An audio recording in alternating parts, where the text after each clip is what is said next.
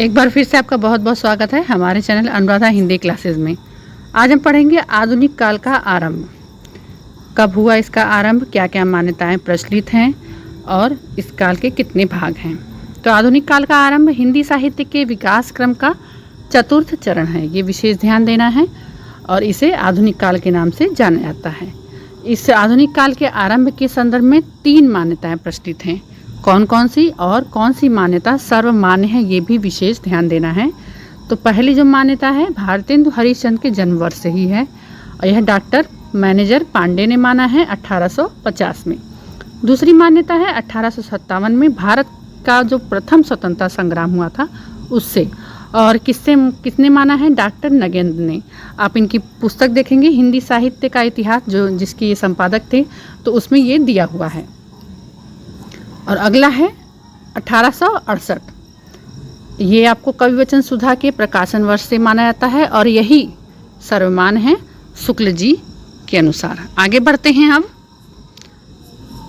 आधुनिक काल के विभिन्न नाम, ये भी ध्यान देना है कि आधुनिक काल का अन्य नाम क्या था।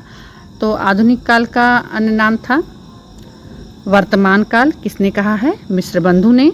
आधुनिक काल और गद्य काल ये सर्वमान्य है और शुक्ल जी ने यह नाम दिया है। और तीसरा है आपका आधुनिक काल, डॉक्टर राम कुमार वर्मा और हजारी प्रसाद द्विवेदी।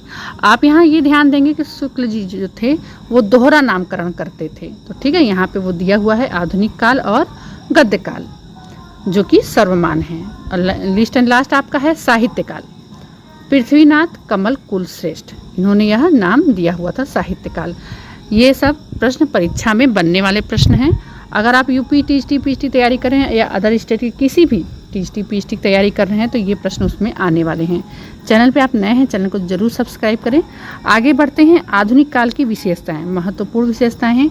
इन्हीं विशेषताओं को आधार रखकर रचनाएं की गई हैं। पहली विशेषता है गद्य की प्रधानता, यह महत्वपूर्ण विशेषता है। दूसरी विशेषता है इसकी साहित्य की विभिन्न विधाओं का आरंभ इसी में हो गया था। नाटक, उपन्यास, कहानी, सब विधाओं का आरंभ इसमें हो चुका था। रिपोर्टाज, एकांकी, अन्य। और विषय की विविधता तीसरी महत्वपूर्ण विविधता है। इसमें अलग अलग विषयों पर, जैसे आप देखेंगे गौ संकट रचना थी, एक था आपका भ्रूण हत्या, इन सब विषयों को लेकर रचनाएं की गई थी। अगला है चौथा, साहित्य भाषा के रूप में खड़ी बोली की प्रतिष्ठा। किसने प्रतिष्ठा रखी थी इसकी, महावीर प्रसाद द्विवेदी ने। कवि कर्तव्य नामक रचना को लिखकर इन्होंने खड़ी बोली की प्रतिष्ठा की थी और कवियों को एक तरह से आदेश दिया था कि आप खड़ी बोली का ही प्रयोग करें रचनाओं में। अगला है शोषण अत्याचार का विरोध, यह इसकी महत्वपूर्ण विशेषताएं थी। आगे बढ़ते हैं। आधुनिक काल का विभाजन बहुत ही महत्वपूर्ण, और प्रत्येक वर्ष अगर जो एग्ज़ाम आपके होते हैं यूपी टीजीटी पीजीटी या किसी भी अदर स्टेट के एग्ज़ाम हो रहे हैं तो उसमें, या हायर का एग्ज़ाम हो रहा है तो उसमें से एक प्रश्न जरूर इसमें से बनता है। अगर अब आपने हाल ही पेपर दिया है झारखंड पीजीटी का, तो उसमें बना था समकालीन कविता का समय पूछा गया था।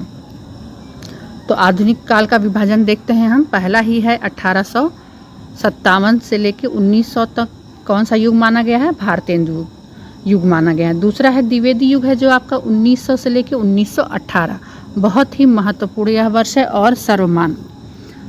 अगला है छायावाद युग जो कि तीसरा है और 1918 से 1936 इसका समय सीमा है। प्रगतिवाद युग, ये जो वर्ष है, ये जो युगों का समय है, आपको एकदम ये रटा रहना चाहिए। आगे बढ़ते हैं। प्रगतिवाद जो युग है ये 1936 से 1943 है। अगला है इसमें प्रयोगवाद। प्रयोगवाद का समय है 1943 से 1952। नेक्स्ट है नई कविता 1952 से 1960। अगला है 7वां साठोत्तरी कविता, इसका समय है 1960 से 1990। अगला है 8वां समकालीन कविता 1990 से 2000। और अंतिम जो है, जो अब तक चला आ रहा है, अद्यतन कविता 2000 से लेके अब तक। आप चैनल पर नए हैं, चैनल को जरूर सब्सक्राइब करें। मिलते हैं नेक्स्ट क्लास में। बहुत बहुत धन्यवाद।